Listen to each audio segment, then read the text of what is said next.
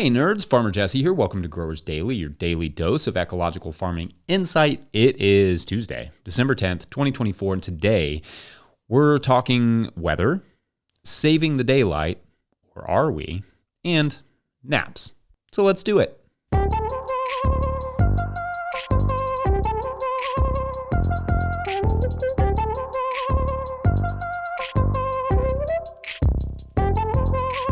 All right, I hope everyone's week is off to a good start. Yesterday, host Natalie Lounsbury posted an awesome interview with Ryan Mayer from Cornell, formerly from the Cornell Small Farm Program, about deep compost mulch and no-till and tarps. They did an 8-year study, and this particular interview is wonderful because it goes into some of the complexities of studying soil and farming. This is the study that you will remember I discussed a couple months back, praising the researchers for going out of their way to publish a simplified version of the study in Growing for Market magazine, effectively getting research to the farmers who could use it. And I love that. Absolute, just 100% cheers, applause, all the things. So if you missed that interview, you can find the No-Till Growers Network feed wherever you get podcasts, and it will be on there, or on the No-Till Growers podcast feed here on YouTube, where you can also find the No-Till Market Garden podcast interviews throughout the season. Very cool stuff. So it's December. Surprise. That means all sorts of things in terms of life stuff, especially when you have kids, but it means less gardening in the fields generally and more gardening in the books or spreadsheets or napkins or tattoos or however you do your garden plan. Over the next few weeks, I'm going to start sprinkling in some crop planting stuff, but I want to emphasize sprinkling. What I don't want this daily show to become is dense with information every single day. For one, I'm not sure how long I could even sustain such a thing. It would be like an endless lecture, and that would defeat the purpose of this whole show, the purpose being to just be a nerdy, consistent, fun, but not too heavy hangout with you all. Anyway, yes, we'll start digging into some different planning strategies these next few weeks.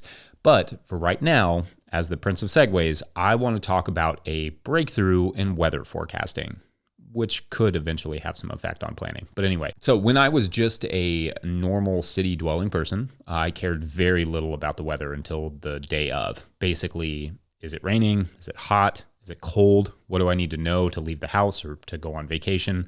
To my friends and I, when we were kids, drought just meant that we could skateboard over grass at some of our favorite skate spots, which made some of the gaps a lot more fun to skate. It wasn't until I became a farmer that I really ever spent any amount of time studying a forecast and caring about the weather. Now, here's what most of us may not know about forecasts. At a few days out, they are pretty accurate. But as you slip into that 5 to 10 day mark, it becomes basically like 50% accuracy. Farmers, of course, know this, or at least they know it intuitively, but the weather is just profoundly hard to nail down past a few days because of the sheer number of factors involved in weather creation in the atmosphere. Now, to be clear, I do not claim to understand even a small percentage of those factors. This is just the nerd's eye view of all of this, I suppose.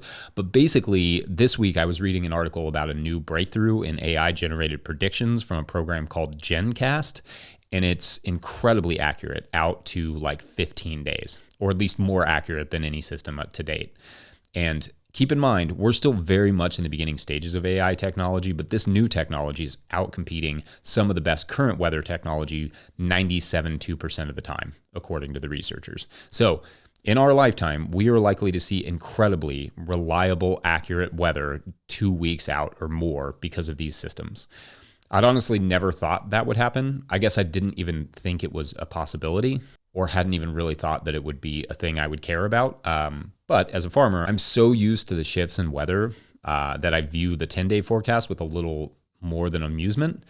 I never have really considered the idea of the weather being accurate or how that would change things around my farm and life. On the positive side, knowing the weather for the next 2 weeks is very likely to be the actual weather for the next 2 weeks would be quite helpful on the farm, and honestly helpful as a soccer coach. It would be able to better predict severe weather, so communities and farmers would have more time to prepare. Like if you knew a big windstorm was coming, you may secure your tarps and your tunnels a little bit more, or maybe you wouldn't plant certain things. Negatives to this are all the same as all the negatives to AI models. These programs tend to be incredibly energy intensive, and they will put people out of work. which is depressing. And I think as a society, we haven't really wrapped our brains around that very well. Nonetheless, these technologies are coming. We are living in a time of significant and frankly unrelenting technological change, an industrial revolution of sorts that some are calling Industrial Revolution 4.0, which is definitely the dad joke of names. And I'm not sure how to feel about AI and its effects on society, but I also think when new technologies come along that will likely be of some benefit to farmers, it's important to at least point them out or at least look at them and ask, what does it mean? So what does a more accurate forecast mean to you? Do you care? Will it change anything about what you do now or how you plan your time in a week, 2 weeks out? I can imagine setting work and harvest schedules 2 or 3 weeks ahead of time. That would be incredible. But I can also imagine not having any additional time to do such things anyway. Would you plant things differently or hold off knowing there was near guaranteed severe weather coming up in 10 days or so? I know with animal husbandry, maybe you don't move your animals to a low spot, seeing a potential flooding event 12 days out or something, right? I just think that weather has been so laughably inaccurate for so long, and I never assumed it would really be any different. It's kind of wild to think about like what having an accurate forecast that far out means. It's like someone handing you a new tool that does a whole job you never knew could be done. Anyway, let me know your thoughts, and we'll take a quick break, and when we come back, we'll get a Patreon question. BRB. Today's episode of Growers Daily is brought to you by Tilth Soil. Tilth Soil is a worker-owned co-op in Cleveland, Ohio, making NOP-compliant living soils for organic growers. Everything from Tilth is compost-based, and they divert around 4,000 tons of food scraps from landfills each year. I have used Tilth Soil for several years now for my plant starts. I love the results. I get consistent germination and consistent growth, plus excellent customer support. It's a lovably nerdy cast of folks who run Tilth. So start your season with excellent germination and strong transplants. Check out Tilth's pre-sale pricing for the 2025 season at tilthsoil.com. That's tilthsoil.com, and click Farmers. All right, back to the show. If you, the listener, are enjoying this podcast and would like to support it, you can do so over at patreon.com/no-till-growers. I try to get to questions from everywhere that questions come in, but I will always get to those Patreon questions. Today's question comes from Patreon member Outlier Gardener, and I thought it would be a fun one. They write, quote, "Every time I adjust my clocks for daylight saving time, I can't help but feel frustrated with the system. For example, it's not a savings for me because I just end up having to do my formerly 7 a.m. tasks at 6 a.m. now and adjusting my schedule accordingly. While I understand its historical reasons, I believe it's time to reconsider its relevance today. I often wonder if the disruption it causes is no longer justified by any potential benefits. As a farmer, what are your thoughts?" End quote. This is a great question, and the relevance of the daylight saving debate has been going on, well, since daylight saving was enacted. For those who don't know the historical context, first, it's often assumed that farmers are the reasons that we started using daylight saving to begin with. We are not. It started during World War I with the Germans who changed their clocks to preserve energy, and the Americans followed suit, and it worked. And it allowed folks more time in the evening in the summer to do things they want to do, such as potentially tend victory gardens. Now, most people I know, including myself, who is an intense creature of habit, feel much like Outlier Gardener. Daylight saving is disruptive and obnoxious and throws off well-established routines.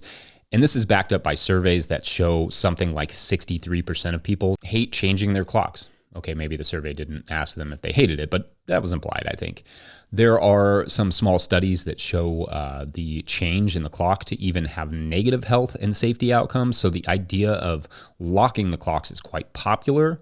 Funny enough, it was also popular in the 1970s as well. And Nixon even signed a law that effectively locked the clocks on summertime, what we call daylight saving time, as opposed to standard time, which is what we're on now and what we were on before daylight saving was enacted in 1918.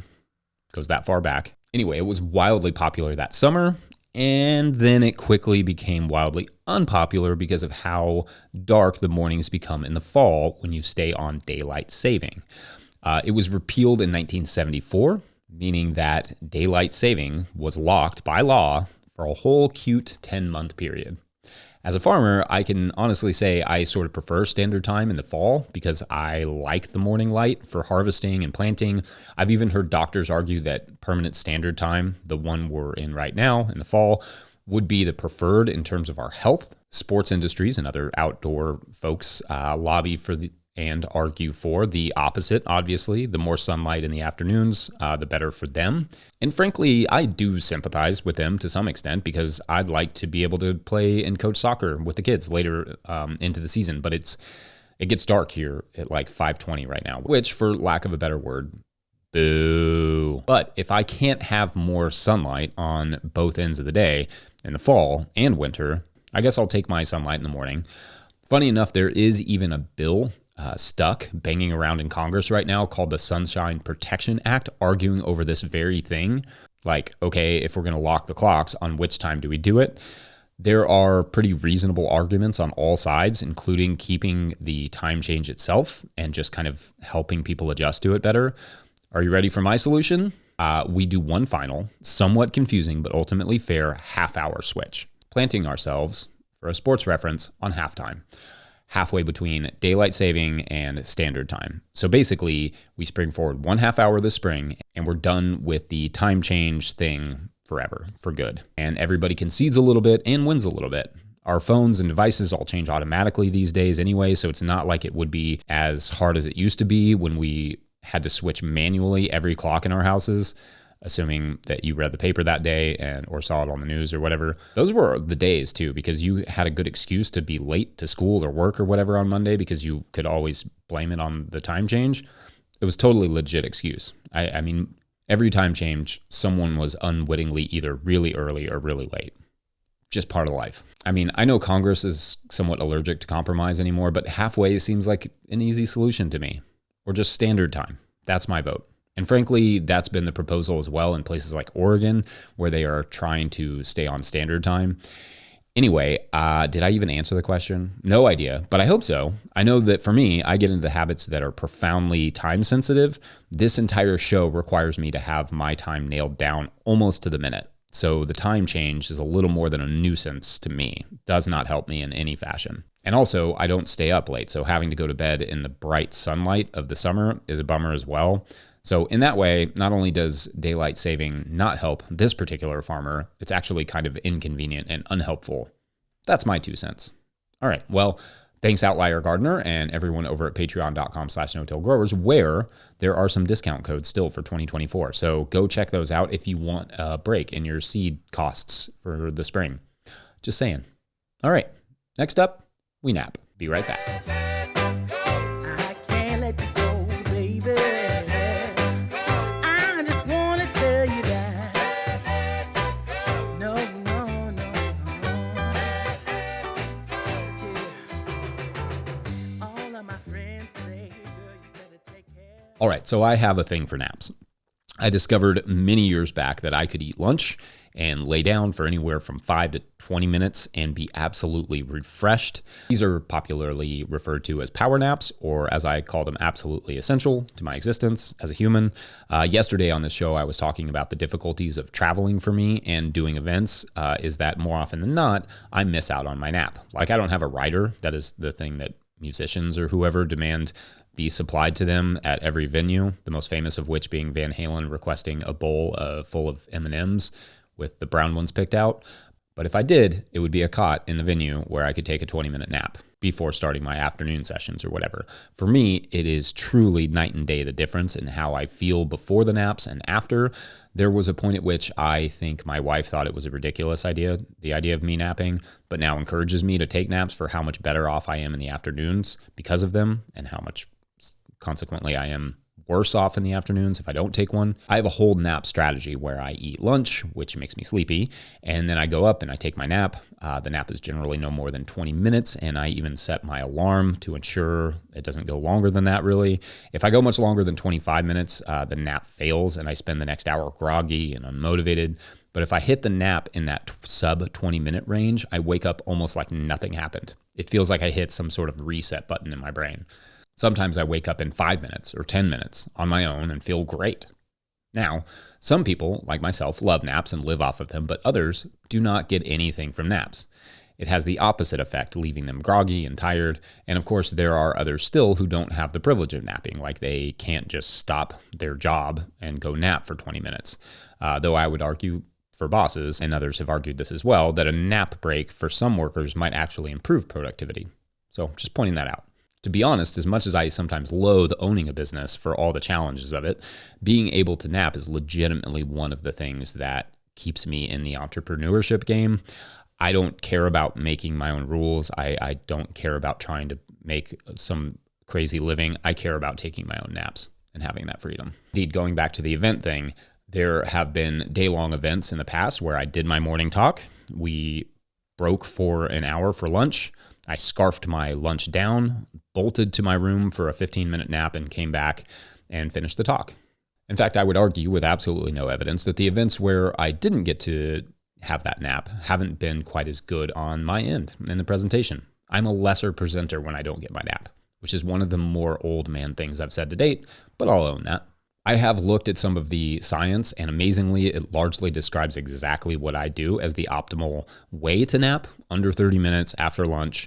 But in terms of health benefits, it's kind of all over the board on naps. One of the things about sleeping and napping, and frankly, human and health sciences in general, is that humans are not monolithic, not in the things we believe or do, but also not in our constitutions. In other words, no two people need to eat exactly the same or sleep exactly the same. Like there are those who say everyone needs 9 hours of sleep every night, but even in a world where that is possible for everyone, it's not necessarily true of everyone either. I couldn't sleep 9 hours in a night if you paid me to do it. I'm physically incapable of staying in bed once I'm awake. It's much more torture than rest. And the science is pretty clear that it is quality and not arbitrary quantity. And it's been that way for me since I graduated from teenagerhood. 9 hours is way too long. So yes, there are some potential health benefits to napping, but maybe not for everyone, in the same way that there are some potential health benefits to sleeping 9 hours, but not necessarily for everyone. Again, quality over quantity. Perhaps for those who do not feel refreshed from a nap, the nap is less beneficial. I also know people for whom the act of getting to sleep itself takes as long as my entire nap lasts, so it's not really an option unless they have an hour to set aside to allow for the actual falling asleep part.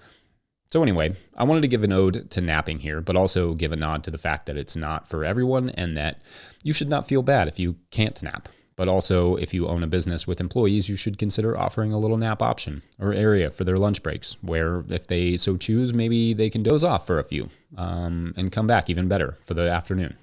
Just a thought. Anyway, going to put this episode to bed, and I'm going to do it just like that because I'm a dad. Huge shouts to Willie Breeding for the theme music and to the team at No-Till Growers for their support. Also, huge shouts to the amazing folks who support us through patreon.com/No-Till Growers, where at a certain level, or if you just bump up from one level to another, or if you just sign up in the month of December, you get a shout out on the show. So big shout outs today to, our weeklies are back. Alex and Oliver, Maina, Stacy Moorman, probably my favorite name to say, Bill King, Byron Green, Chris Yates, Stephen Smith, and the weeklies have a joiner today, Siri Yedisti. I think I got that one right.